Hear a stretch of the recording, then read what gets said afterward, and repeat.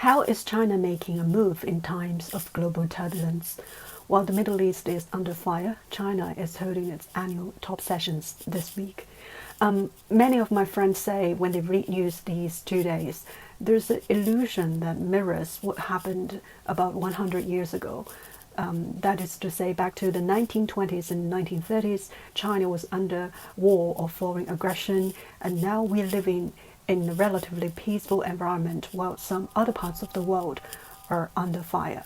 So what's the agenda of the annual planning sessions? I think everyone would pick their concerned topics. For example, which industries will be encouraged for development, which is highly connected to our jobs and income, what measures to be taken to tackle the aging problem, which is becoming the growing concerns among many middle-aged and elderly. The bigger picture is that China has realized that the world is under turbulence with growing geopolitical conflicts, and unilateralism and protectionism are on the rise. This is hugely different than 20 or even 10 years ago. At the same time, we're clear that our own country has its own issues to be continuously addressed, such as the imbalanced development among regions, the insufficient domestic consumption, and the hardship of transiting from the old industries to the new ones, and of course the aging population.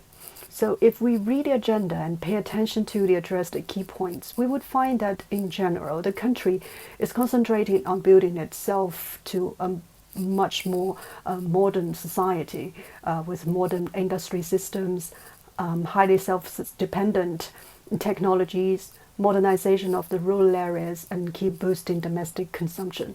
All seem big words, but if explained or related to our work and life, for example, the teenagers would learn what courses related to technology would be unprecedentedly prioritized. Investors would consider rural areas as potential target for development, and individual consumers would expect some more incentives to buy home appliances or a new car this year.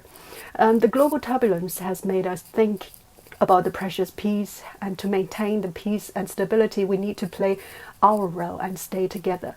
This is the message I've got these days, and I think there are a lot to consider in the coming days. History has taught us many lessons, and we don't expect to repeat mistakes. We want to make progress.